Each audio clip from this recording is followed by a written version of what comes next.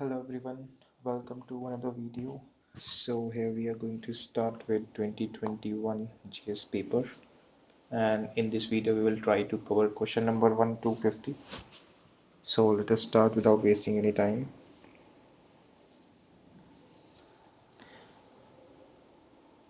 Question number 1. Consider the following statements. The governor of the RBI is appointed by the central government. Now this statement is factually correct. Okay, this is like basic economics obviously. Certain provisions in the Constitution of India give the central government the right to issue direction to RBI in public interest. ये जब आप fact basis पे पढ़ेंगे, this is a wrong statement because this is given in RBI Act, not in the Constitution. The governor of RBI draws his power from the RBI Act, obviously. और कहाँ से draw करेगा governor? Very correct. तो knowledge के basis पे अगर आप इसको करेंगे तो आंसर इसका सी होता है 1 in 3 ओनली. ठीक है, this is one thing. Another thing is कि जब भी, now this is not a trick, okay, this is kind of pattern, because ये हमेशा सही नहीं होने वाला है. Okay, so you have to go on the basis of your knowledge.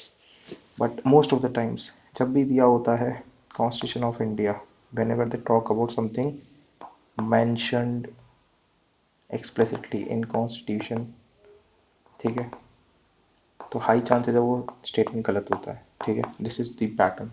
I am not calling it a trick but a pattern.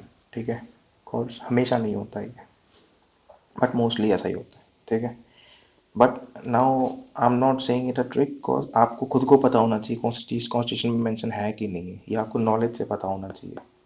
इतना तो detail में हम कॉन्स्टिट्यूशन पढ़ते ही हैं. ठीक है, ना कि आपको उसमें ट्रिक लगाना चाहिए. ठीक है, नेक्स्ट क्वेश्चन पे आते हैं. Question number 2. With reference to casual workers employed in India, consider the following statements. All casual workers are entitled for employee provident fund coverage. ठीक है, all casual workers are entitled for regular working hours and overtime payment. The government can by a notification specify that establishment of industry shall be wages only through its bank account.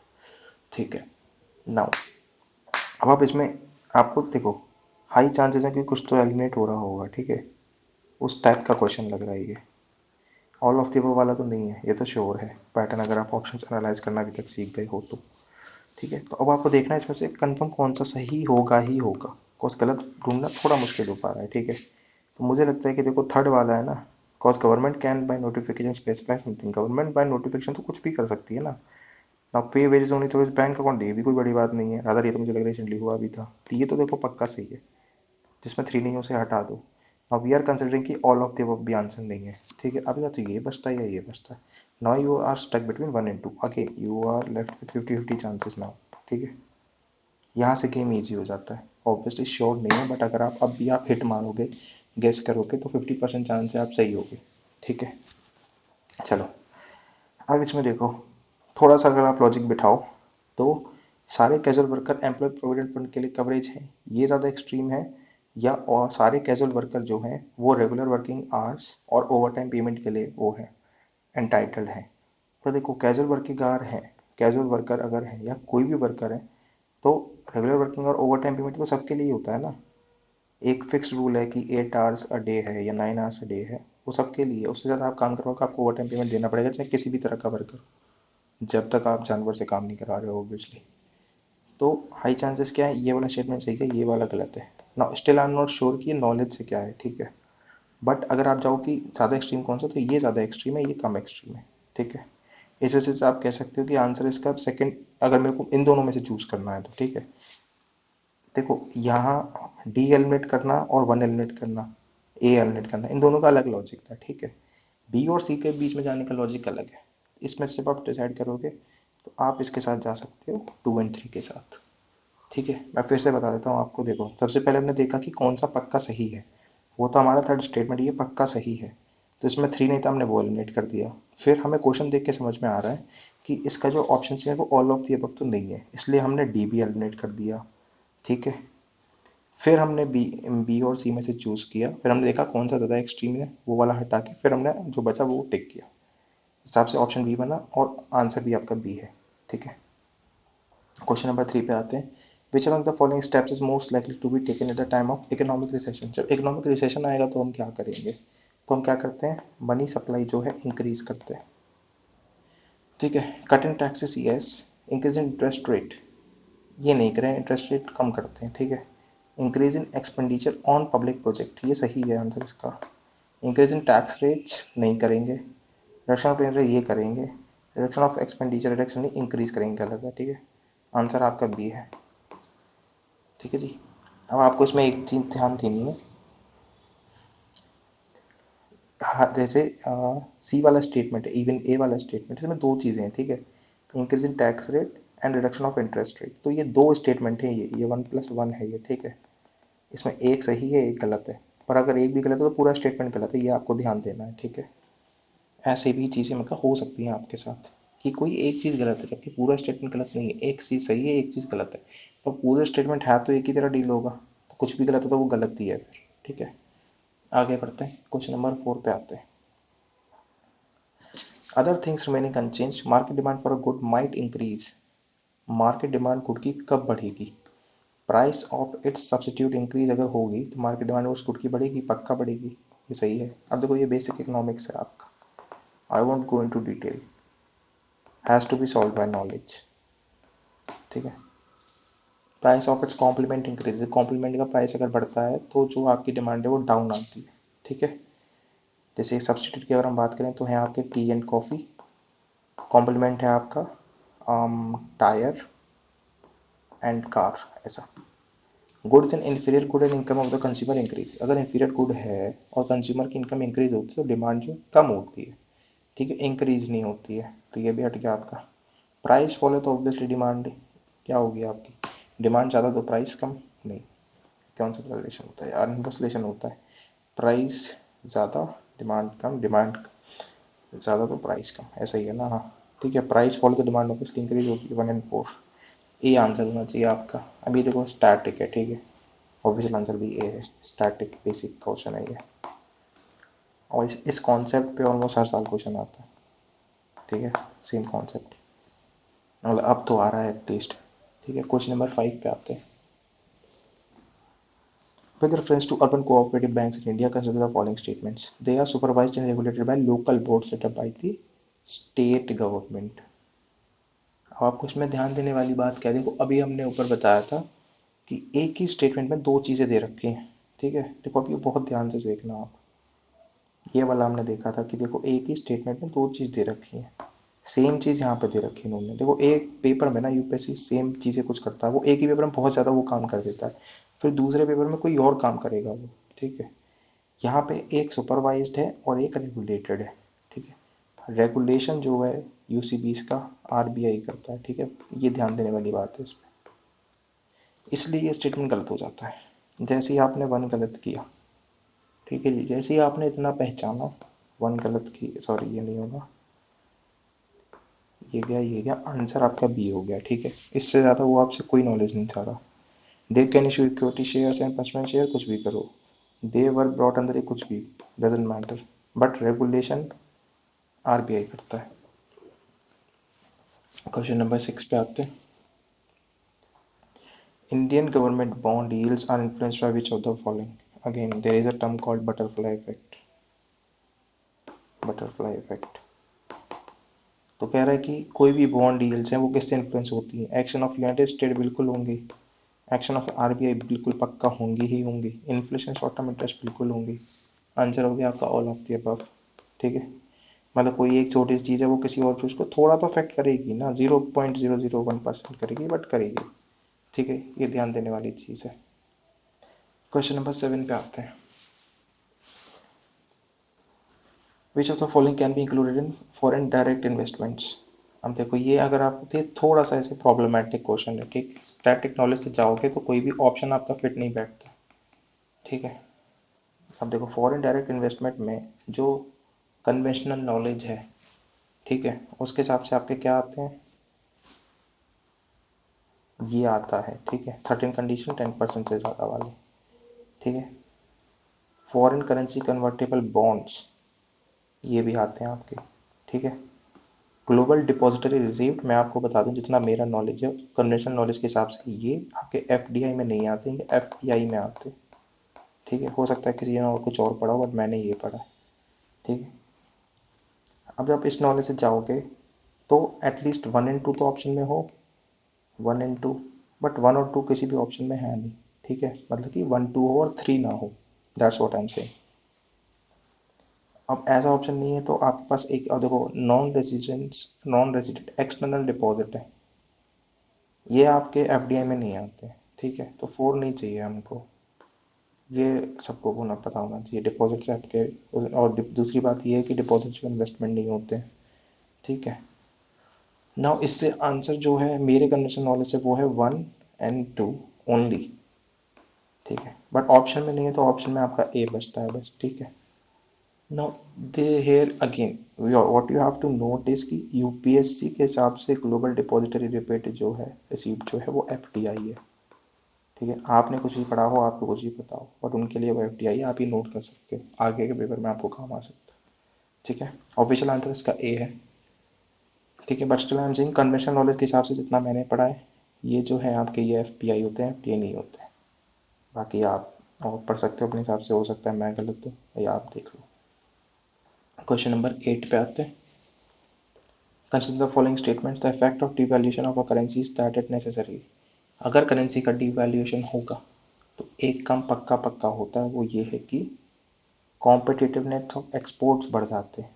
ठीक है, मतलब exports बढ़ते हैं, exports increase होते हैं। ठीक है, increases the foreign value of domestic currency, ये आपका श्योरिटी नहीं होती है। ठीक है, दूसरी बात ये क्या कह रहा है, foreign value of domestic currency नहीं होगा, domestic value of foreign currency increase होगी। ठीक है, आप देख लेना, एनीवे स्टैटिक ही है। इम्प्रूव द ट्रेड बैलेंस, अब ट्रेड बैलेंस देखो, एक्सपोर्ट बढ़ेगा ये तो पक्का है, बट इसके साथ में इम्पोर्ट पे भी तो फर्क पड़ेगा, उससे आपका ट्रेड बैलेंस डिसाइड होगा। मान लो एक्सपोर्ट में इंक्रीज हुआ 1 का, इम्पोर्ट में इंक्रीज हुआ 2 का, तो ट्रेड बैलेंस आपका इंप्रूव नहीं हुआ और बेकार हो गया।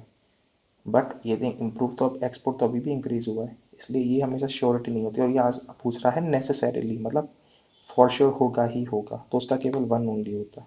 ठीक है, ए आंसर है इसका। स्टैटिक है गेम, कोई ट्रिक नहीं चाहिए इसमें, स्टैटिक नॉलेज है ये। ठीक है, इसके लिए आप एक निमोनिक, अगर आपको ऐसे बिल्कुल नहीं समझ में आता तो आप ये याद कर सकते हो, सर होता है SIR। रुपया अगर स्ट्रॉन्गर होगा तो इम्पोर्ट्स बढ़ेंगे, और इसे कहते हैं हम डीवैल्यूएशन। इसका उल्टा, रुपया अगर वीक होगा तो एक्सपोर्ट्स बढ़ेंगे और डीवैल्यूएशन। ठीक है, SIR, एस से है स्ट्रॉन्गर, आई से है इम्पोर्ट्स इंक्रीज, रिवैल्यू आर से रिवैल्यूएशन। इसका उल्टा हो जाएगा वीक, आई से हो जाएगा एक्सपोर्ट, और आर से हो जाएगा डी। ठीक है जी, डिवैल्यूएशन। आगे बढ़ते हैं, question number 9। Which one of the following effects of creation of black money in India has been the main cause of worry. Black money का जो प्रॉब्लम्स हैं उसमें से मेन प्रॉब्लम क्या है? तो diversion of resources to purchase of real estate and luxury housing, हाँ ये प्रॉब्लम है, बट वो पूछ रहा है मेन प्रॉब्लम क्या है। इन्वेस्टमेंट इन अनप्रोडक्टिव एक्टिविटीज बिल्कुल है, पर मेन प्रॉब्लम क्या है। Large donation to political parties, main problem क्या है। Loss of revenue to state exchequer due to tax evasion, main problem क्या है। ठीक है, देखो लॉजिकली आप सोच सकते हो कि मेन प्रॉब्लम ये है, मेन प्रॉब्लम ये है, मेन प्रॉब्लम ये है, मेन प्रॉब्लम ये है, पर अब आप एक चीज देखो, जब डाइवर्सन ऑफ रिसोर्सेज हो रहा है तो क्या टैक्स इवेजन हो रहा है? जी हाँ, होता है। तो A is a part of D. जब अनप्रोडक्टिव एक्टिविटीज में आपका इन्वेस्टमेंट होता है तो क्या टैक्स इवेजन होता है? जी हाँ, होता है। तो B is a part of D. Large donation to political parties and growth of regionalism, इन दोनों ही केसेस में क्या टैक्स इवेजन होता है? बिल्कुल होता है। So A is a part of D. ये सारे ही आपके डी में है। ठीक है जी, कहीं ना कहीं इन तीनों में ही टैक्स इवेजन होता है। आप ये कह सकते हो कि डी में तो ये सारा ही कवर हो गया। ठीक है, D is the broad option, most broad option. एक तरीका तो ये है, दूसरा तरीका ये है देखने का कि ये बोल रहे हैं main cause of worry to government of India के लिए क्या है। गवर्नमेंट को केवल अपने टैक्स से मतलब होता है। ठीक है, जब तक आप टैक्स दे रहे हो, फिर तो वो ये देखो, ब्लैक मनी फिर है ही नहीं जब आप उस पर टैक्स दे दिया आपने। तो क्लासिफिकेशन ही वो है। जब क्वेश्चन में एक टेक्निकल टर्म दिया हुआ है ब्लैक मनी, आप कितनी भी रियल स्टेट खड़ी करो, बस ब्लैक मनी नहीं होना चाहिए। कितना ही अनप्रोडक्टिव करो, ब्लैक मनी नहीं होना चाहिए। डोनेट करो, ब्लैक मनी नहीं होना चाहिए। हमें केवल टैक्स से मतलब है एज ए गवर्नमेंट। इसलिए आंसर आपका हो गया डी। ठीक है, मैंने आपको दोनों तरीके बता दिए देखने के। पहला, आप खुद को गवर्नमेंट की जगह पर रख के देखो, पहली चीज़। दूसरी चीज़, आप देखो सबसे ब्रॉड ऑप्शन कौन सा है। ठीक है, आंसर आपका डी है। एनीवेज, क्वेश्चन नंबर 10, ये भी आपका रिपीटेड क्वेश्चन है ये। ठीक है, रिपीटेड क्लीशे क्वेश्चन जिसे हम कहते हैं। Which one of the following is likely to be the most inflationary in its effect? सबसे ज़्यादा इन्फ्लेशनरी कौन सा होता है? सबसे ज़्यादा इन्फ्लेशनरी होता है आपका हेलीकॉप्टर मनी, जिसे हम हेलीकॉप्टर मनी कहते हैं। जो सरकार अपना नया मनी प्रिंट करना स्टार्ट करती है, जो अब नहीं करती है, पहले करती थी। ठीक है, आंसर आपका डी है। 11 पे आते हैं। The money multiplier in an economy increases with which of the following? Money multiplier, देखो सेम क्वेश्चन अभी पिछले पेपर में ही हमने किया है। आंसर देखो, कहीं बैंकिंग हैबिट लिख रहा होगा।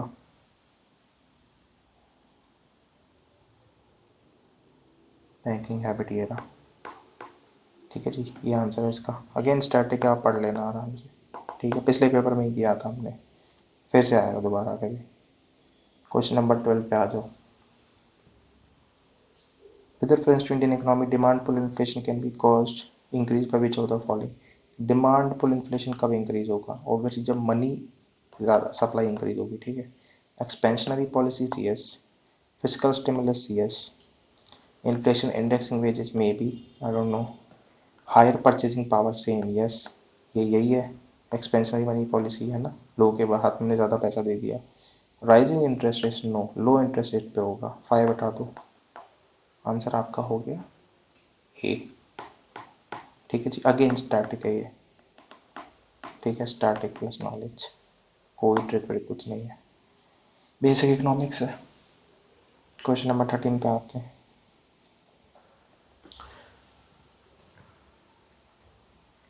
क्वेश्चन नंबर 13 में बोलता है कि retail investors through demat account can invest in treasury bills and government of India debt bonds in primary market. Retail investor demat account के जरिए ट्रेजरी बिल और government of India debt bonds में primary market में invest कर सकते हैं क्या? अब इसमें ना एक उस टाइम पे स्कीम आई थी, स्कीम आई डोंट रिमेम्बर क्या नाम था उसका, बस था जिससे कि जो है आपके रिटेल इन्वेस्टर को मौका दिया गया था, वो डायरेक्ट उसमें इन्वेस्ट कर सकते हैं। ठीक है, तो कोई बात नहीं, आगे बढ़ लेते हैं। The negotiated dealing system order matching is a government security trading platform of reserve bank of India. देखो, अगर बात हो रही है आपकी क्या, गवर्नमेंट सिक्योरिटीज़ की, और ये इसमें डील कौन करता है? आपका सेंट्रल बैंक, गवर्नमेंट की सिक्योरिटी है तो। ठीक है, तो आगे हो सकता है।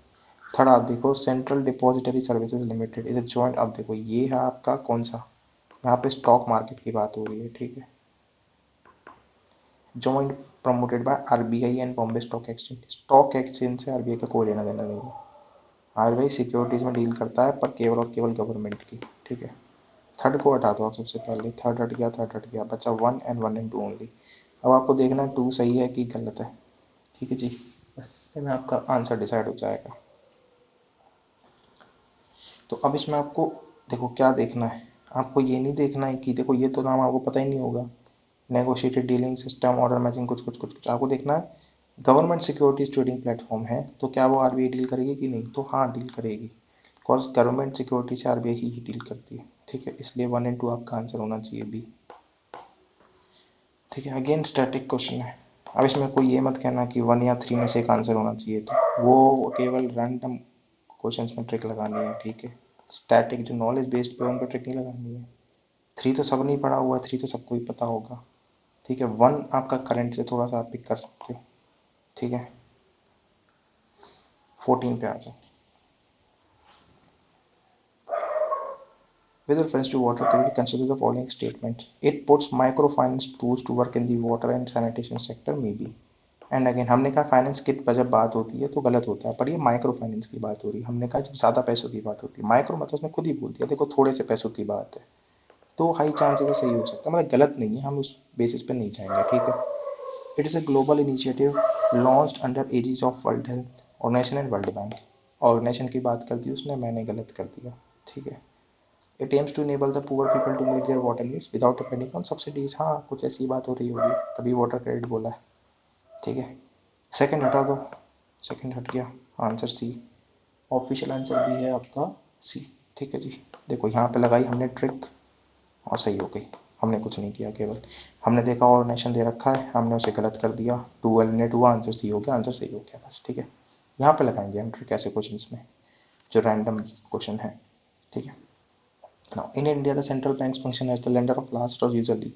अब देखो, जब आपने ये देखा, आप एक बार ऑप्शन देखो, क्या आप इसमें ट्रिक लगाओगे? नहीं लगानी है ट्रिक, ठीक है, नहीं लगानी है। स्टैटिक का क्वेश्चन है, ट्रिक नहीं लगानी है कोई भी, नॉलेज से सॉल्व करना है, ठीक है।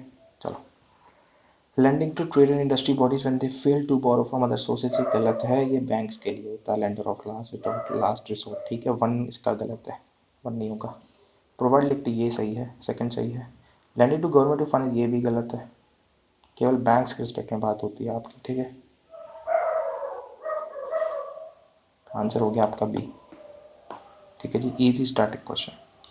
क्वेश्चन नंबर 16 पे ये मुझे नहीं पता है, करंट का क्वेश्चन है, आता तो अच्छी बात है, वरना छोड़ दो, पढ़ लो एक बार, कुछ और बनाओ तो। Environment responsible practice in electronic, layer electronics की है। इकोलॉजिक मैनेजमेंट ऑफ वेस्टलैंड और wetlands of area under Ramsar convention. Sustainable practice in agricultural crops and exploration of resource. देखो, सबकी ही बात यूपीएससी करता है, सारे टॉपिक ऑलमोस्ट सिलेबस उठाए हुए हैं, ठीक है। एनवायरनमेंट है, वेटलैंड कंजर्वेशन है, सस्टेनेबल प्रैक्टिस एग्रीकल्चर है, ईआई, ये तो डायरेक्ट टॉप पे है, सिलेबस में मेंशन है ये GS3 में, तो आप कोई भी ऐसा एलिमिनेट कर नहीं कर सकते, इसलिए क्वेश्चन है ये स्किप करने वाला। अगर आपको नहीं आता है तो, आता है तो मैं आपको बता दूँ, ऑफिशियल आंसर इसका ए है, ठीक है। ठीक है जी, आगे बढ़ते हैं। Question number 17।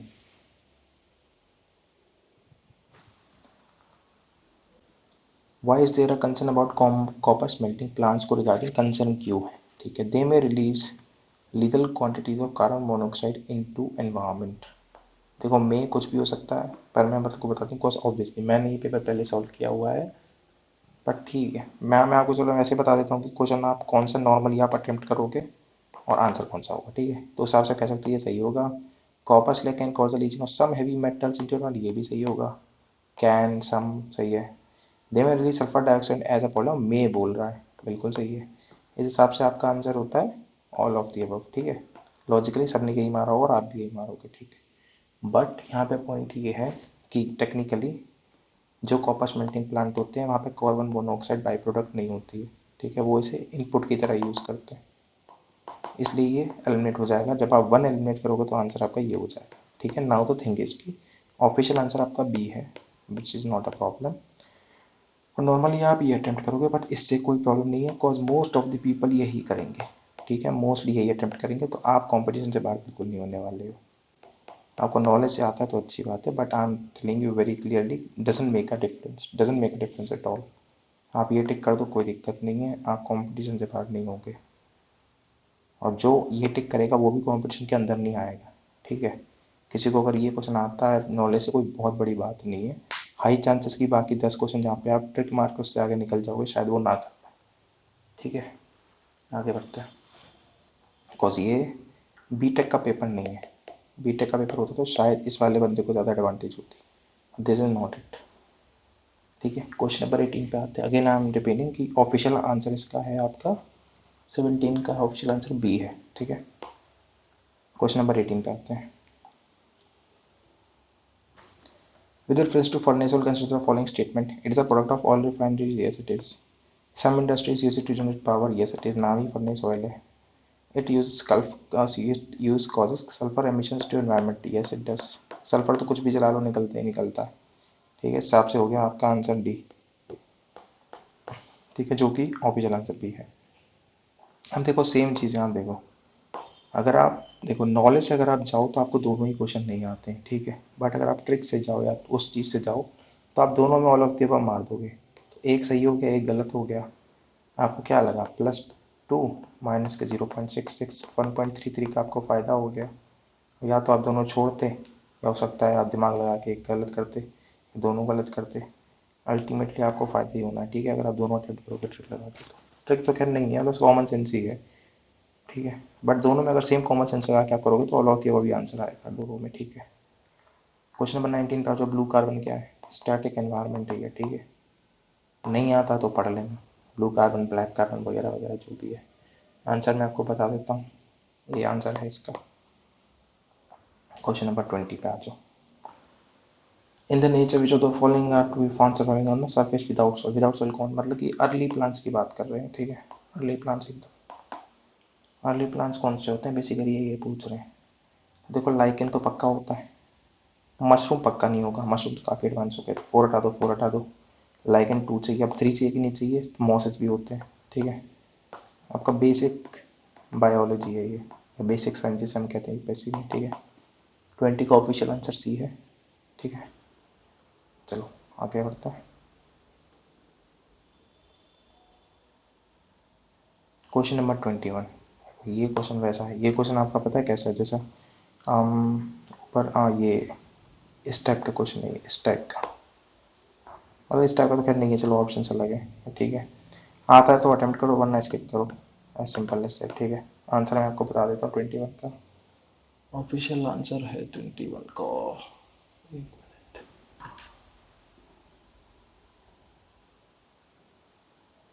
21 का ऑफिशियल आंसर है सी, लेमन ग्रास, ठीक है।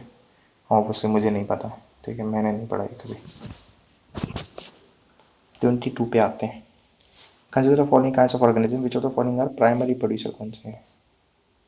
अब ये फिर से अगेन देखो स्टैटिक एनवायरनमेंट है, जो लगता है ना कि एनवायरनमेंट पुराना वाला नहीं है, किसी दिन उठा के कुछ भी पूछ लेगा उल्टा सीधा क्वेश्चन।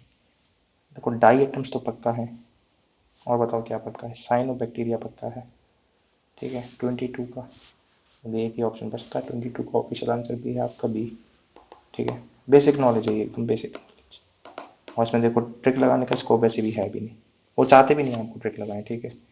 ट्रिक लगाने का स्कोप इसीलिए नहीं है बिकॉज वो नहीं चाहते कि आप ट्रिक लगाओ, वो चाहते हैं आपको नॉलेज से पता हो, बिकॉज अगर आपको ये भी नहीं पता तो फिर बहुत दिक्कत वाली बात है, ठीक है जी। 23 पे आते हैं। To reduce the chance of being captured by predator, which of the following will roll up and protect their vulnerable parts? अब ये थोड़ा टफ क्वेश्चन, थोड़ा नहीं कहूँगा, पहले काफ़ी टफ क्वेश्चन कह लो आप, ठीक है। पैंगोलिन का मुझे पता है, ये सही है, but still you are left with this, ठीक है। मुझे इसके आगे नहीं पता है तो I would skip this question, ठीक है। अगेन ये है स्ट्रेटजी, फिर भी रैंडम है, आपको ट्रिक लगाना तो लगा लो, इन दोनों में से एक आंसर कह लो, ठीक है, लास्ट आप ये कह दोगे। आंसर बताता हूँ आपको, ऑफिशियल ऑफिशियल आंसर डी है, ठीक है। आप कह सकते हो कि ट्रिक फेल हो गई, ठीक है, बट ये बहुत रैंडम क्वेश्चन है, बहुत ज़्यादा, ये लिटरली वो क्वेश्चन है जो आप स्किप करते हो, ठीक है। आपको आंखें बंद करके ट्रिक लगानी तो आप लगाओ, मतलब आपको या तो देखो थोड़ा बहुत आता ही होगा तो आप ऐसे ही एडमिट कर लो, आपको बिल्कुल ही नहीं आता तो आप चारों में से रैंडम ट्रिक लगा के जाओगे तो कोई सेंस नहीं बनता उसका। इन दोनों में से भी आप कैसे चले जाओगे फिर, अगर आपको बिल्कुल ही नहीं आता तो 2 और 3 में से भी, ठीक है। आगे बढ़ते हैं, 24 पे आते हैं।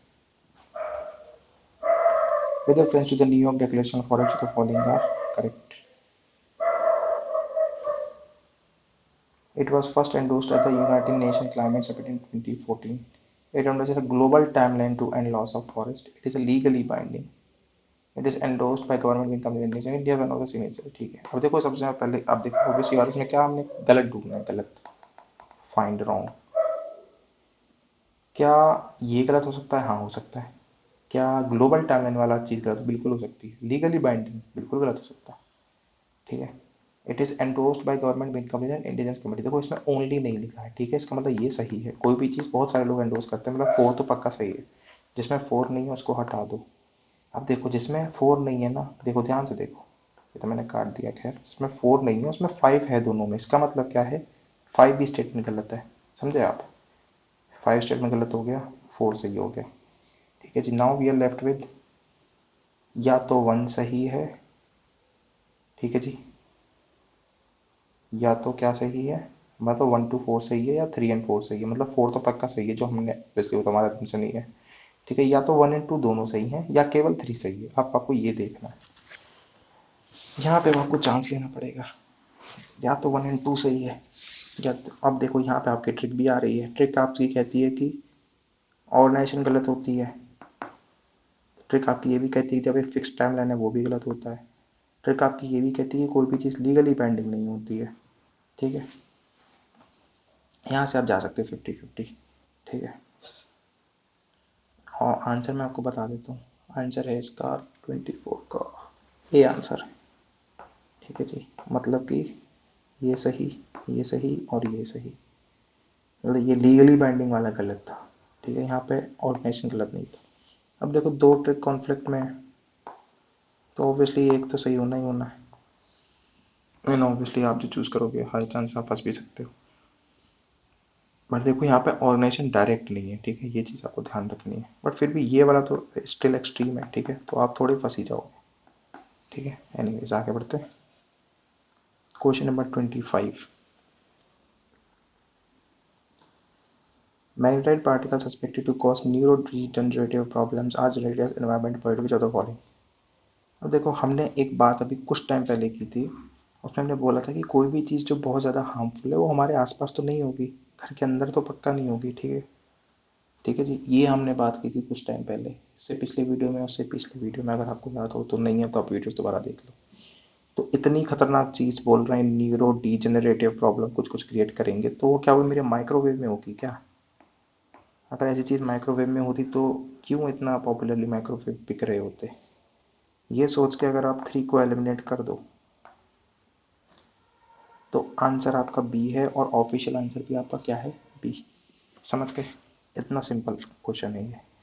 वो नहीं चाहते आपको ये पता हो, वो नहीं चाहते आपको ये पता हो, वो नहीं चाहते आपको ये कुछ ना पता हो। आप ये सोचो कि केवल माइक्रोवेव में तो इतनी खतरनाक चीज़ नहीं डालेंगे ना ये। बस आंसर बी है। ठीक है, ये अगेन आप ट्रिक कह लो, कॉमन सेंस कह लो, जो कहना है कह लो आप। ठीक है, बस ध्यान ही देना था। फिर से मैं बता दूं, कोई भी जब ऐसी हार्मफुल चीज़ की बात होती है वो कहाँ पे है कहाँ पे नहीं है, आपको ये सोचना है कि ह्यूमंस के आसपास वो चीज़ नहीं होगी। ठीक है, इनसाइड नहीं होगी, बाहर तो कोई ज़्यादा कंट्रोल नहीं, पर इनसाइड हाउस वो नहीं होगी पक्का। ठीक है जी, बस इतना ध्यान रखना है। जो पिछला वाला हमने क्वेश्चन किया था सेम कॉन्सेप्ट है, उसमें वो बोल रहे थे कि वुडन वार्निश पे होती है, वुडन वार्निश या फर्नीचर, जो भी फर्नीचर से रिलेटेड कुछ था, तो उधर वो चीज़ नहीं होती है। ठीक है, यहाँ पे हमने वही लॉजिक लगाया, माइक्रोवेव में नहीं होगी। ठीक है, 26 पे आते हैं। विच of the following is a filter feeder. ये फिर से देखो स्टैटिक एनवायरनमेंट है, मुझे नॉलेज से पता हो इसका आंसर है। ठीक है, आपको पता तो आप फिट करो, वरना आप इसको स्किप करो। पेलिकन नहीं है फॉर श्योर, कैटफिश नहीं है फॉर श्योर, ऑक्टोपस तो फिर देखो इतना पता ही तो फिर ये भी पता होगा कि ऑक्टोपस नहीं है। एनीवेज चलो 27 पे आते हैं। In which of the following biochemical cycles the weathering of rocks is the main source of release of nutrient to the ant cycle? Rocks किस में इन्वेंट? अब देखो कार्बन साइकिल में रॉक नहीं होगा, कार्बन का कौन सा रॉक होता है? नाइट्रोजन साइकिल में भी रॉक नहीं होगा, कौन सा रॉक होता है? सल्फर साइकिल में भी कौन सा रॉक होता है? फॉस्फोरस मिनरल होता है, यही आंसर है। ठीक है जी, फिर से देखो स्टैटिक एनवायरनमेंट, ये स्टैटिक एनवायरनमेंट, मिनरल साइकिल्स आप जब पढ़ते हो उसमें ये पढ़ते हो, मिनरल साइकिल, गैसियस साइकिल्स, ये तीनों आपकी गैसियस साइकिल है, ये आपकी फॉस्फोर आपकी मिनरल साइकिल है।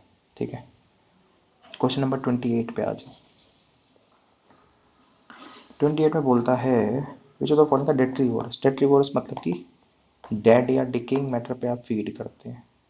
अर्थवॉर्म है, पक्का है। जेलीफिश फ्रेश वाटर है भाई, अगर आपको इतना पता है जेलीफिश फ्रेश वाटर में होती है, अर्थवॉर्म जो है डेड और डिकेइंग मैटर पे जो है सर्वाइव करते हैं, क्या आप इतने से हिट कर पाओगे? देखो 1 चाहिए, 2 नहीं चाहिए, 2 गया 2 गया, 1 चाहिए, ये रहा आंसर, सी हो गया बस।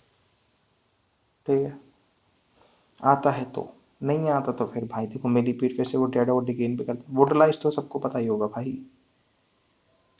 ठीक है, आता है तो अटेम्प्ट करो, वरना फिर स्किप करो। कोई लॉजिक वॉजिक और ट्रिक व्रिक तो देखो इसमें है नहीं, सिंपल आगे से कि पॉपुलर नॉलेज है ये। ठीक है, पॉपुलर नॉलेज, और नहीं आता तो स्किप कर दो, इसमें कोई दिक्कत वाली बात नहीं है। ठीक है, बहुत ज़्यादा दिमाग लगाने की ज़रूरत नहीं है। 29 पे आते हैं। The common carbon metric supported by UNEP has been developed for, कोई जो सिस्टम है कॉमन कार्बन मैट्रिक जैसा वो यूएनईपी ने बनाया है, क्यों डेवलप किया गया है? Assessing carbon footprint of building operation around the world may be enabling commercial farming entities around the world to enter carbon emission trading may be enabling government to assess overall carbon footprint cost by their countries may be assessing the overall carbon footprint cost by the use of fossil fuel by the world। अब देखो ये सारी चीज़ें carbon footprint के बारे में बात कर रही है, कार्बन के बारे में बात कर रही है। इसमें से किसी को भी एलिमिनेट कर पाना बहुत मुश्किल है, ठीक है, और वन आउट से भी नहीं जा रहा कुछ भी। इसलिए इस क्वेश्चन को या तो आप नॉलेज से अटेम्प्ट करोगे या फिर आप इसको स्किप करोगे, ठीक है। आता है तो अटेम्प्ट करो वरना स्किप करो, तुक्का नहीं मारना इस क्वेश्चन में बिल्कुल भी। ऑफिशियल आंसर मैं आपको बता देता हूँ, 29 का ऑफिशियल आंसर है ए ऑफ आंसर है इसका, ठीक है। आगे बढ़ते हैं, क्वेश्चन नंबर 30 पे आते हैं। Which of the following have species can establish symbiotic relationship with other organisms? देखो symbiotic relationship ना ऑलमोस्ट कोई भी establish कर सकता है, ऑलमोस्ट टाइम से, ऑलमोस्ट ऑल, ऑब्वियसली सबके लिए नहीं होगा, ऑब्वियसली कुछ एक्सेप्शंस होंगे बट सब मोस्टली तो सभी कर सकते हैं।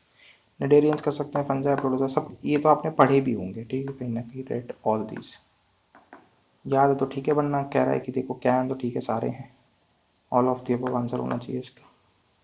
30 का आंसर है आपका डी, ठीक है। देखो मोस्ट ऑफ द क्वेश्चन जिसमें आपको लगेगा कि ऑल ऑफ द अबव है तो उनका आंसर भी ऑल ऑफ द अबव ही होगा एक्सेप्ट फ्यू, ठीक है। तो आप बेझिझक इसको मारो, बिना सोचे समझे आप इसको हिट कर सकते हो जहां आपको लग रहा है, ठीक है।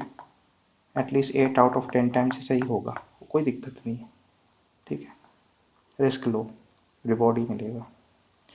क्वेश्चन नंबर 31 पे आते हैं। चौसठ योगिनी टेम्पल के बारे में बात कर रहे हैं नियर मोरेना, इसके बारे में ये पढ़ना है आपको। It is a circular temple built during reign of कुछ कुछ कुछ पता नहीं। It is the only circular temple built in India. कितनी बेकार बात कर दी, ओनली सर्कुलर टेम्पल, मतलब इंडिया में इसके अलावा कोई सर्कुलर टेम्पल है ही नहीं। टू हटाओ टू हटाओ टू हटाओ, सी इज द आंसर। अब देखो जो फर्स्ट टाइमर्स होंगे वो पहला क्वेश्चन पढ़ के ही घूम जाएंगे, भाई हम तो पढ़ के ही नहीं आए, हमें तो पता ही नहीं है किसने बनवाया था, वो बात ही नहीं कर रहा, वो बस ये देख रहा है कि आप ये ओनली पढ़ रहे हो कि नहीं पढ़ रहे हो।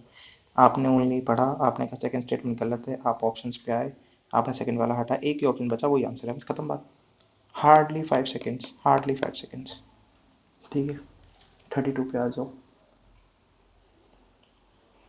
Which of the following ancient towns well known for elaborate system of water harvesting and management, building a series of dams and channels in order to connect?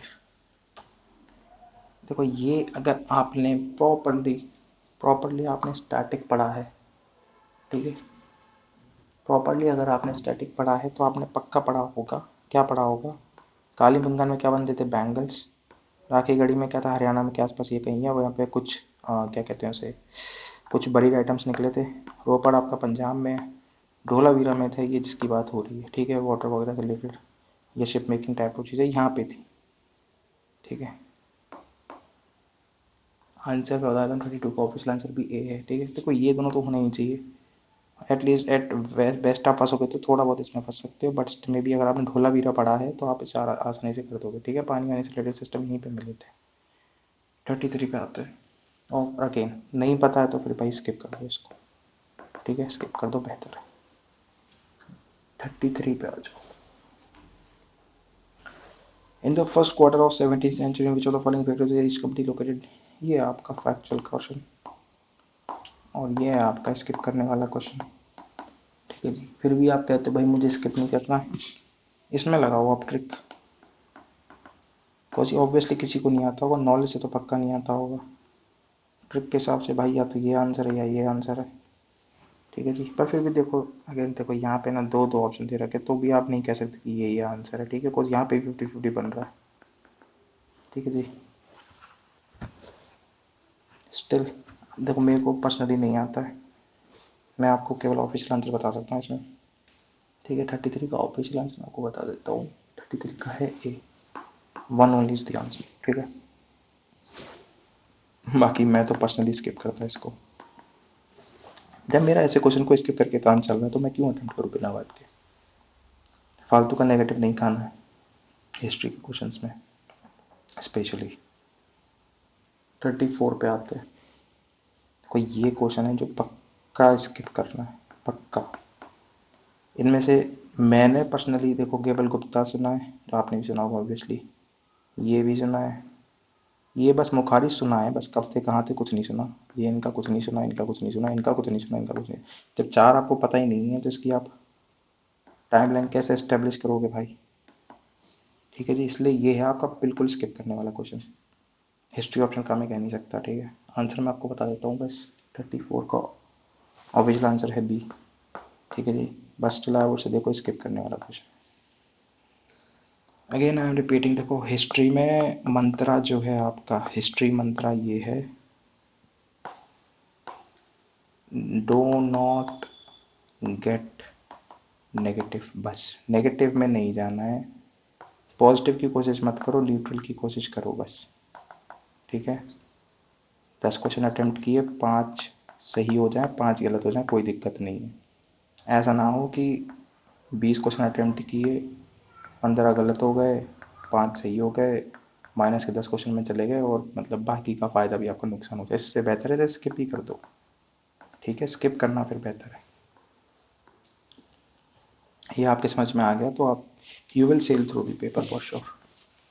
35 पे आ जाओ। According to Portuguese writer something something पर experience of following women, किस में expert थी। देखो उस time पे जब पेपर आया था तो ऑब्वियसली इवन अब भी आप ये कह सकते हो, now we are at this level, जब हम ऑप्शन देख के बता सकते हैं कि देखो इसमें से कुछ तो एलिमिनेट होगा, ये तो आंसर्स का पक्का नहीं है। ठीक है जी, अब लोगों ने क्या एलिमिनेट किया, ऑब्वियसली वुमेन रेसलिंग तो करेंगी नहीं, लोगों ने कर दिया 2 और 4। ठीक है, और ऑफिशियल आंसर क्या है, ऑफिशियल आंसर है डी, ये नहीं है। ठीक है जी, बस यहीं पे गेम हो गया। इसीलिए हिस्ट्री में फालतू के रिस्क नहीं लेने। ठीक है जी, ये क्वेश्चन था आपका स्किप करने वाला, फिर भी कर दे तो चलो कोई बात नहीं, क्या कर सकते हैं। बट अगेन सबका गलत है, सबका गलत है, नथिंग टू वरी अबाउट। ठीक है जी, कोई दिक्कत नहीं है। ऑफिशियल आंसर मैंने आपको बता दिया डी है, बट ये क्वेश्चन स्किप करने वाला है। ठीक है, 36 पे आते हैं। With reference to Madanapalle of Andhra Pradesh which of the following statement is correct. Bengali Bengali sandal national flag, Indian national flag है यार, उन्होंने यहाँ पे इंटरनेशनल फ्लैग डिसाइड किया था, मे भी पता नहीं। फिर अभी Sharma let the Indian movement of Bangladesh, may be Rabindranath Tagore translate national from Bengali from English air, may be मैंने क्लास में सोचा फिट करो तो सेवनटीन फर्स्ट ईयर। चारों में से मुझे खुद तो कुछ भी नहीं आता, आपको आता तो आप अटेम्प्ट करो, मैं कहूँगा स्किप करो। ठीक है, मेरा वर्डिक्ट है स्किप करो। ठीक है, आगे आई एम श्योर इस पेपर में, सेम पेपर में इजी क्वेश्चन होंगे जहाँ पे आप कवर अप कर लोगे, रादर अच्छा स्कोर कर लोगे। ठीक है, आंसर मैं आपको बताता हूँ, ऑफिशियल आंसर 36 का ऑफिशियल आंसर है सी। ठीक है, अच्छा अब मैं इसमें एक लॉजिक लगाऊँ तो, now that obviously I know the answer, अब मैं इसमें एक लॉजिक लगाऊँ तो लॉजिक ये कि इसमें सब में सबसे पॉपुलर कौन है, Pingali Venkayya, Pattabhi Sitaramayya, madam Blavatsky, Rabindranath Tagore, obviously Rabindranath Tagore. But अब इस ट्रिक को लगाने का कोई सेंस नहीं बन रहा है ना, अब तो आपको आंसर पता है, अब तो मैं कुछ ही बोल दूँ आप मान ही लोगे। ठीक है, anyways but I would say कि देखो स्किप करने वाला कुछ। 37 पे आ जाओ। हिस्टोरिकल बेस ये है, वो कहाँ पे क्या है, बुर्जा होम में रॉक कट श्राइन है, चंद्र के टुकड़े में टेराकोटा, हटगानी में कॉपर आर्टिफैक्ट, मेरे को कुछ भी नहीं आता, I would skip this question for sure. ठीक है, now if you come to the options, देखो फिर अगेन 50-50 बन रहा है, ये या फिर ये 50-50 बन रहा है। ठीक है, अगेन फिर से ऑप्शन देख के भी स्किप करने में भलाई है। ऑफिशियल आंसर मैं आपको बता देता हूँ, 37 का है डी। ठीक है जी, ये मतलब कि ये सही है और ये सही है, ये गलत है। ठीक है जी, चलो 38 पे आते हैं। 38, it was during the ruling of Iltutmish चिंगिन काजी the Indus pursuit of the fugitive Khwarizm prince, मुझे नहीं पता ऑनेस्टली। ठीक है, it was during the Mohammad bin Tughlaq the Timur के बारे में ये भी नहीं पता मेरे को। It was during the reign of Devaraya second the Vijayanagar empire Vasco da, ये तो आंसर नहीं था। ठीक है, 3 को अगर हटा दें तो भी ये और ये बचता है, और अगेन 50-50 वाला गेम है इसमें, तो भी कोई सेंस नहीं बन रहा। ठीक है, ऑफिशियल आंसर मैं आपको बताता हूँ 38 का है ए। ठीक है, बाकी I personally would have skip this question. अभी देखो बहुत सारे आपको क्वेश्चन स्किप लग रहे हैं, लेकिन मैं आपको एक चीज़ मैं आपको दिखाऊँ। देखो I am very much sure कि आगे पेपर में इजी क्वेश्चन आएंगे। दूसरा मैं आपको बताऊँ, आप जो अभी क्वेश्चन करके आए हो ना, देखो उसमें कितने आसान आसान क्वेश्चन है। 38 तक हम कर चुके हैं। ठीक है, अब मैं आपको देखो 38 तक दिखा दूँ ईजी क्वेश्चन कितने। 1 ईजी, 2 मॉडरेट चलो रख लो, 3 ईजी, 4 ईजी एकदम स्टार्टिंग बेसिक, 5 6 7 कन्वेंशन नॉलेज से जाओगे ऑप्शन बनेगा नहीं तो वो सही है। ठीक है, 8 9, चलो 9 को हटा दो, चलो मॉडरेट रख लेते, ये तो पक्का इजी है 9। 10 वेरी इजी, इवन रिपीटेड तो रिपीटेड है। 11 इजी, ये चलो मॉडरेट रख लेते हैं, लेट से आपको नहीं आता होगा। ये तो इसमें सिंपल ट्रिक मारोगे हो जाएगा। कितने हो गए आपके 11, यहाँ पे कहाँ थे 11 थे ना, राइट। 12 सिंपल ट्रिक मारनी है, ऑर्गेनाइजेशन करना है गलत, आपका आंसर सामने। ये 13 एकदम स्टैटिक, ये हमने छोड़ो छोड़ो, इजी डिफिकल्ट क्वेश्चन है। 13 तक हम आ चुके हैं, ये भी डिफिकल्ट क्वेश्चन, ये तो इजी क्वेश्चन 14। ठीक है, इजी क्वेश्चन 15, इजी क्वेश्चन 16, ये चलो डिफिकल्ट है। ये इजी क्वेश्चन है 17, डिफिकल्ट, ये डिफिकल्ट चलो रख लेते हैं। ये तो इजी है 18, अगर ट्रिक से आप जा रहे हो तो बहुत इजी है, चलो difficult. Very easy 19, very easy 20, difficult, चलो इसको मॉडरेट रहते हैं, हटाते नहीं काउंट करते, 20 तक सही है। 21 तो लॉलीपॉप, इसको चलो मॉडरेट छोड़ देते हैं, इसको भी छोड़ देते हैं। 21 तक हो चुके हैं, इसको भी छोड़ देते हैं, वैसे छोड़ ही गया वो तो वैसे। इसको भी छोड़ दिया, इसको भी छोड़ दिया, इसको भी छोड़ दिया, और इसको भी छोड़ दिया। तो 38 में से भाई आप 21 क्वेश्चन तो सही कर ही चुके, चलो 20 तो करोगे इसमें से सही। अगर 20 आपके सही हैं तो 40 मार्क्स तो आप ऑलरेडी ला चुके हो पेपर में भाई। लगभग 40 से 50 और चाहिए, you will sail through. Cut off check कर लेना 2021 की, 50% से ऑलरेडी ऊपर चल रहे हो आप। अगर आप 100 में से 50 करते हो ना, नथिंग कैन स्टॉप यू। ठीक है, 50 के 50 गलत थोड़ी कर दोगे। ठीक है, चलो। And I am very much sure कि अभी मतलब ये टफ पेज तो निकल ही गया आपका, हिस्ट्री के क्वेश्चन तो आपके निकल ही गया ऑलमोस्ट।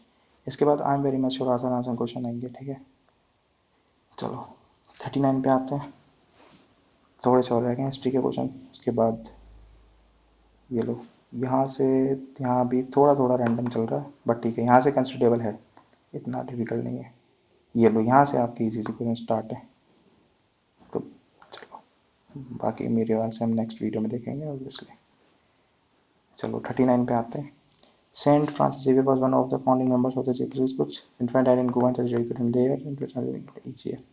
तीनों स्टेटमेंट से कुछ नहीं समझ में आ रहा कौन सा सही होगा कौन सा गलत होगा, बट हाई चांसेस है कोई ना कोई गलत तो होगा। ठीक है, मैं इसमें कोई रैंडम लॉजिक लगा के कह दूँ कि ऐसा ऐसा होगा तो ऑनेस्टली मुझे नहीं समझ में आता। ठीक है, मैं कहूँगा इसे स्किप करो, आपको कुछ पता है तो आप टिक करो, बाकी आपकी मर्जी। आंसर मैं आपको बता देता हूँ, 39 का ऑफिशियल आंसर है सी। ठीक है जी, आगे बढ़ते हैं। 40,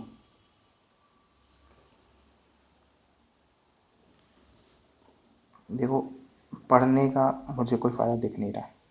वह सिविल दबा सिविल ये मतलब चल रहा हूँ ये और ये उस टाइम का करंट अफेयर मैं आपको बताऊँ, करंट अफेयर इंस्पायर्ड क्वेश्चन है ये। आई would skip this question for sure. Trick लगा के कह लो कि इन दोनों में से कोई आंसर होगा, पर यहाँ भी 50-50 लग रहा है। ऑफिशियल आंसर मैं आपको बता देता हूँ 40 का बी आंसर है। ठीक है, एनीवेज आगे बढ़ते हैं। 41 पे आ जाओ। With reference to history of ये वर फेमस फॉर, ये सारे आपके प्लेस हैं। ठीक है, इसको मैं थोड़ा मॉडरेट में रखूँगा। ठीक है, अब आप देखो एक चीज़ सोचो, अगर जैन मॉन्क्स होते तो आपने नाम सुना होता, टेम्पल आर्किटेक्ट होते आपने नाम सुना होता, फिलोसफर्स होते आपने नाम सुना होता, प्ले राइट्स नहीं है। ठीक है, यही आंसर है इसका। 42 पे आ जाओ। Moderate change from economic granting moderate to all the women. Government of India Act of given reserved to the legislature. ठीक है जी। अब ये क्या है आपका प्योर नॉलेज है, कोई भी रिफॉर्म था ऑल द वुमेन को तो नहीं दिया था, ऑब्वियस सी बात है, ठीक है, पहला गलत है। गवर्नमेंट ऑफ इंडिया वुमेन जो सीट रिजर्व की थी, इसने बिल्कुल रिजर्व की थी, ठीक है, आंसर इसका बी है। इसको आप मॉडरेट कह सकते हो, इजी ये बिल्कुल नहीं है, ठीक है, इतनी डिटेल में याद रखना थोड़ा मुश्किल होता है। हाँ, ऑल पढ़ के आप इसे एलिमिनेट कर सकते हो, बट अगर हिस्ट्री है ना तो सही हो सकता है, बट उस टाइम पे पक्का नहीं था इंडिया में वुमेन के लिए, ठीक है। रिजर्वेशन हुए थे, पक्का हुए थे फॉर श्योर। 1919 में आपके क्या कहते हैं रिलीजन के बेसिस से रिजर्वेशन स्टार्ट हुए थे, मतलब 1909 में आपका मुस्लिम्स के लिए आया, फिर और एक्सटेंड किया गया, और 1945 में आपका वुमेन के ऊपर गया था, ठीक है। 43 पे आ जाओ, ये तो आपका लॉलीपॉप है, देखो 1942 में ऑब्वियसली आपका क्विट इंडिया हुआ था। 43 का ऑफिशियल आंसर भी ए है। देखो आई एम श्योर यहाँ से थोड़े बहुत टाइम में इजी क्वेश्चन स्टार्ट हो जाएंगे, और वो इतने इजी होंगे कि आप पूरा कवर अप कर लोगे, ठीक है। आगे बढ़ते हैं। 44 Who among the following associated from songs from prison? कुछ देखो, कुछ नाम दे रखे हैं, हम क्या ट्रिक लगाएंगे? Most popular, most popular, most popular कौन इनमें से बताओ? बाल गंगाधर, जवाहरलाल नेहरू, महात्मा गांधी, ऑब्वियसली गांधी जी हैं, गांधी जी भी आंसर हैं, ठीक है, खत्म कहा। 45 static, static knowledge, very basic, very basic, ठीक है। आंसर मैं आपको बता देता हूँ, ए आंसर है, पहले परगना फिर सरकार फिर सूबा, ठीक है। 46 पे आ जाओ। Who among the following was associated with secretary Hindu female which later became to be known as Bethune Female School? ये तो मतलब लगा लो कि एकदम लॉलीपॉप है आपका, ठीक है। ईश्वर विद्यासागर स्कूल के प्रिंसिपल थे, very easy question. In the context of colonial India, Shah Nawaz Khan, Prem Kumar Sehgal, Guru Baksh Singh Dhillon are remembered as leaders of Swadeshi boycott, member of interim government, member of drafting committee, officer of Indian National Army। अब आपको क्या ध्यान देना, सुनो मेरी बात ध्यान से, देखो अभी हमने ऊपर नॉट ऊपर ऑब्वियसली पिछले कुछ वीडियो में हमने एक क्वेश्चन किया था जहाँ पे हमको लीडर पूछे थे एक ऑर्गेनाइजेशन के, फाउंडिंग मेंबर हमसे पूछे थे। तो वहाँ पे एक हमने क्वेश्चन अटेम्प्ट किया था, वहाँ पे हमने बोला था कि एक बंदा नॉर्थ से, एक बंदा साउथ से, है ना, और जो सारे नाम नॉर्थ नॉर्थ के थे उसको हमने एलिमिनेट कर दिया था, जिस ऑप्शन में सारे नाम साउथ के थे उसको हमने एलिमिनेट कर दिया था, जिसमें दोनों थे उसको हमने राइट किया था, ठीक है। सेम लॉजिक से आप यहाँ जाओ, क्या बोल रहे हैं कि एक बंदा है जो मुस्लिम है, एक बंदा है जो सहगल लेट से हिंदू है, और एक बंदा है जो ढिल्लों ऑब्वियसली पंजाबी है, ठीक है। ये तीनों एक ऑर्गेनाइजेशन में कब होंगे? इतनी डाइवर्सिटी आपको केवल एक ही जगह देखने को मिलती है, जिसे हम कहते हैं आर्मी, ठीक है। इतनी डाइवर्सिटी आपको केवल एक ही जगह देखने को मिलेगी, ठीक है जी। ये समझने वाली बात है इसमें केवल, जहाँ जहाँ आप इतना समझ गए, ठीक है, जहाँ आप इतना समझ गए वहीं पे आप आंसर से टिक कर दोगे। जैसे कहते हैं ना यूनिटी इन डाइवर्सिटी, वो केवल आर्मी में ही पॉसिबल है, बाकी सारे आपके पॉलिटिकल ऑर्गेनाइजेशन, बाकी सारे आपके पॉलिटिकल प्लेसेस हैं, ठीक है। चलो 48 पे आ जाओ। With reference to Indian history, consider following statements. Nizamut of Markand emerged out of Hyderabad state. Mysore Kingdom emerged out of Vijayanagar Empire. Royal Kingdom formed out of state by M.S. Shah Durrani। ठीक है जी। अब इसमें से देखो आपको क्या क्या पता है। मैसूर विजयनगर से आया था for sure. Nizamat of Arcot मेरा आउट ऑफ हैदराबाद नहीं, हैदराबाद बाद में आया था, ठीक है जी। तो पहला गलत है, दूसरा सही है, ये मुझे नहीं पता फॉर श्योर, ठीक है। 3 को I am not sure about it, but still देखो फिर भी थोड़ा मुश्किल है जाना। 2 3 को सही है पक्का, ठीक है। अगेन 50-50 का चांस फंस रहा है, तो I would skip this question, ठीक है। आंसर में आपको देखो, अब इसमें कोई ट्रिक नहीं है, ठीक है, ये स्टैटिक है, आता है तो करो वरना स्किप कर दो। आंसर मैं आपको बताता हूँ, 48 का ऑफिशियल आंसर है बी, ठीक है जी। आगे बढ़ते हैं, 49 पे आते हैं। Which one of the following statement is correct? Ajanta caves lie in the gorge of Waghora, Sanchi table lie in gorge of Chambal river, पांडुलिनी ने ये, आवेवादी लाई इन ये। अब देखो same trick, different type of question, केवल पूछा है स्टेटमेंट करेक्ट कौन सा है, ठीक है। आपको ध्यान क्या देना है? आपको ध्यान देना है कि अमरावती स्तूपा ना तो बहुत ज़्यादा पॉपुलर है, ना गोदावरी, चलो गोदावरी रिवर तो मैं कहा लो चलो पॉपुलर है, क्या मुझे वो एक्सपेक्ट करते हैं मुझे ये पता होगा? पांडुलिनी के बहुत ज़्यादा पॉपुलर नहीं है, नर्मदा रिवर अगेन पॉपुलर नहीं है, ठीक है। एक चीज़ तो ये है देखने वाली, दूसरी चीज़ आप देखो क्या है देखने वाली, गॉड जो होता है वो क्या स्टीप एरिया होता है, ठीक है, steep area. Sanchi stupa lies almost on a plain region, ठीक है, इनका मुझे नहीं पता।